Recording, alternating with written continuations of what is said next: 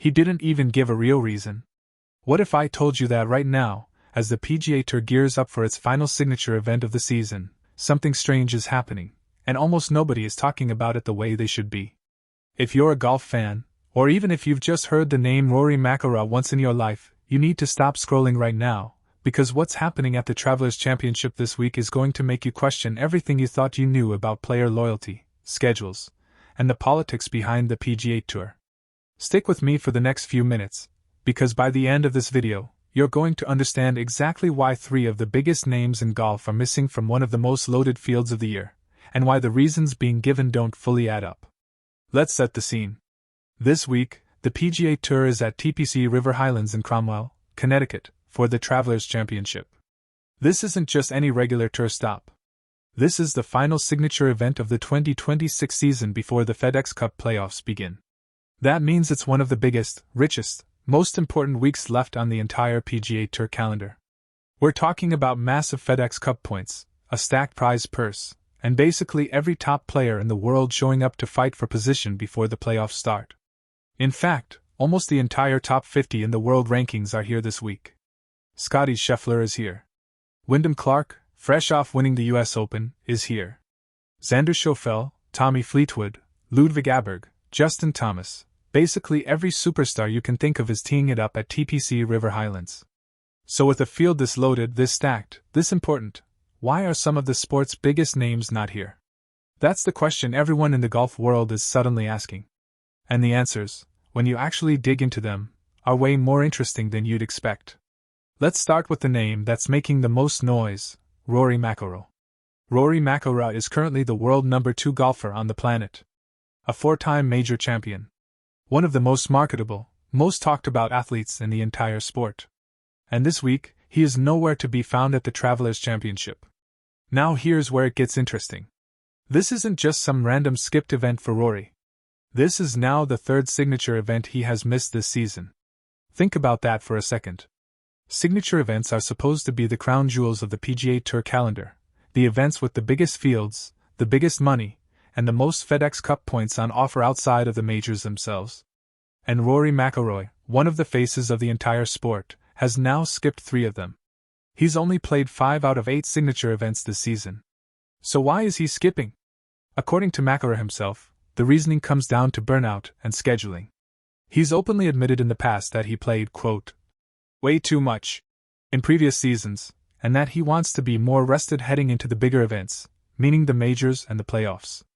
After a tough finish at the US Open at Shinnecock Hills, where he ended up tied for 32nd following a rough 3rd round where he went 6 over par, it looks like Rory decided he needed a breather before the FedEx Cup push begins. But here's the thing that's bugging fans and analysts alike. TPC River Highlands has never exactly been a happy hunting ground for McIlroy anyway. In 6 career starts at this event, he's never finished better than a tie for 7th. So is this really just about rest? Or is there a deeper pattern here of McIlroy quietly avoiding a golf course that simply doesn't suit his game, dressed up as a scheduling decision? Because let's be honest, when one of the best players alive skips the same event multiple times, and that event happens to be one where his record is mediocre at best, you start to wonder if I want to be fresh for bigger events. Is the full story, or just the easiest thing to say publicly? This is where the PGA Tour's whole signature event system starts to look a little shaky. The entire point of these limited field, high-money events was to guarantee that fans got to see the biggest stars compete against each other as often as possible. That was the promise. Big names, big fields, big drama, every single week that mattered. But if a player like McIlroy, someone who's supposed to be one of the tour's flagship faces, can simply opt out of these events whenever he feels like it, what does that say about the actual strength of that system? Is it really guaranteeing star power, or is it just a suggestion that top players can ignore when it's convenient? And remember, McIlroy isn't just sitting out the Travelers. He's already skipped the RBC Heritage and another signature event earlier this season too. So this is becoming a pattern, not a one-off decision.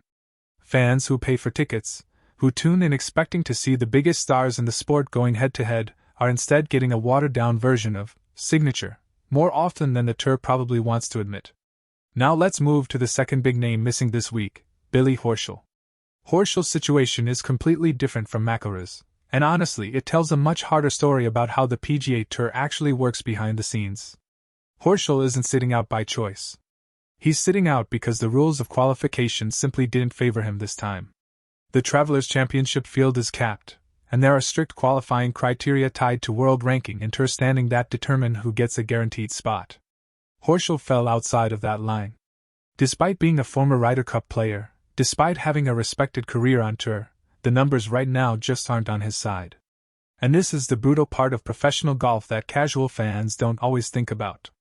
It's not just about talent. It's about where you rank, right now, today, compared to everyone else competing for a finite number of spots. One slump, one rough stretch of form, and suddenly you're locked out of the very tournaments that could help you climb back up. It's almost a trap. You need good results to qualify for big events, but you need big events to get good results. Horschel is currently caught right in the middle of that cycle. And then there's the third name, Max Homa. If you've followed golf at all over the last few years, you know Max Homa's story is honestly one of the more painful ones to watch unfold in real time. This is a guy who, not that long ago, was inside the top 5 players in the entire world. Multiple PGA Tour wins. A fan favorite known for his personality, his honesty about struggles with the mental side of the game, and his social media presence that made him one of the most relatable pros on tour. Now, Homa is ranked outside the top 100 in the world. 111th, to be exact. The same qualifying line that kept Horschel out is keeping Homa out too. And that drop, from top 5 in the world to barely inside the top 150, is one of the steepest, most dramatic falls we've seen from a player of his caliber in recent memory. Think about how fast professional sports can turn on you. One year you're a top 5 player on the planet, a guaranteed name in every big field, a guy commentators talk about as a future major champion. A short while later, you're not even qualifying for one of the tour's signature events. That's the reality of competitive golf at the highest level. There is no guaranteed seat at the table.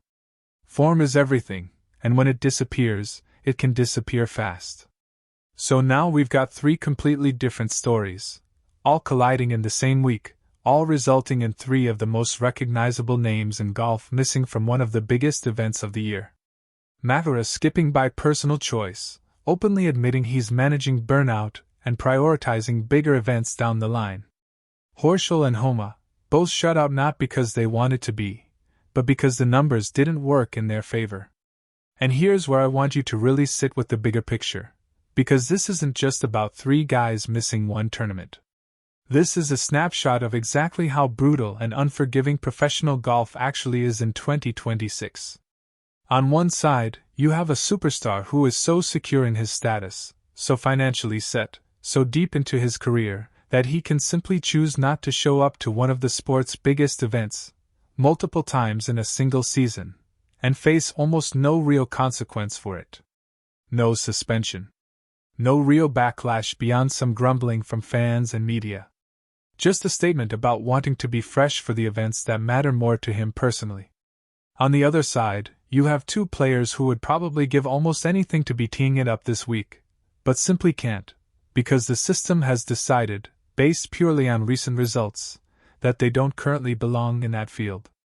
No amount of past success, no amount of Ryder Cup appearances, no amount of being a beloved figure in the sport matters once your ranking slips below the cutoff line. That contrast right there, that's the real story this week. It's not really about secrecy or scandal. It's about power, privilege, and how differently the same tour treats its biggest stars compared to everyone else fighting just to stay relevant. And I think that's exactly why this story has caught fire online. Fans are frustrated, because they feel like they're constantly being promised these can't-miss, star-studded signature events, only to have some of the biggest stars opt out whenever it suits them.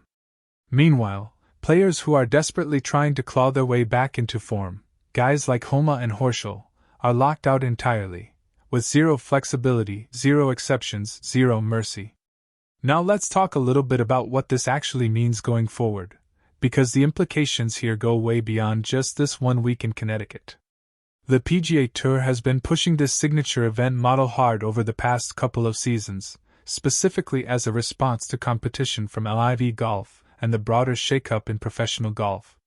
The entire pitch behind signature events was simple: guarantee fans that the very best players in the world will be competing against each other, multiple times throughout the season, in massive, can't-miss tournaments. That was supposed to be the Tour's trump card, the thing that set it apart, and kept fan interest high even amid all the chaos in the sport over recent years.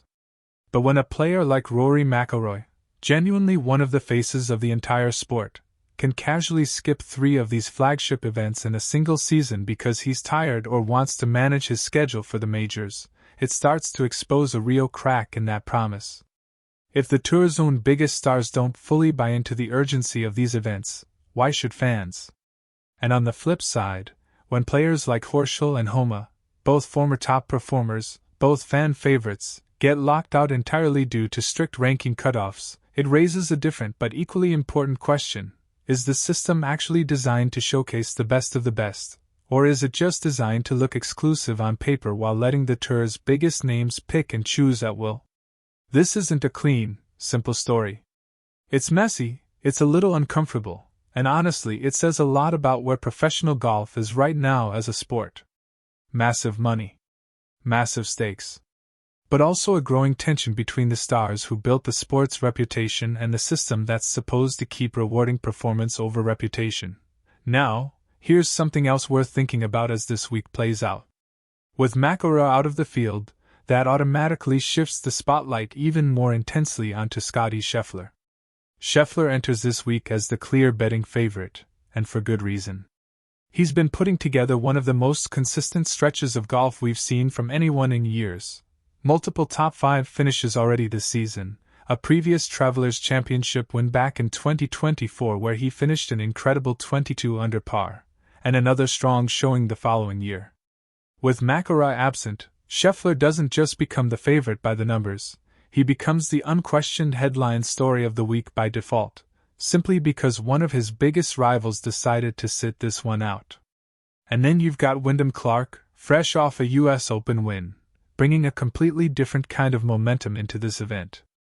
A player who, just last week, was dealing with a tough crowd and immense pressure on one of the most demanding golf courses in the country, and somehow delivered one of the best short-game performances anyone, including legends like Jack Nicklaus, had seen in years.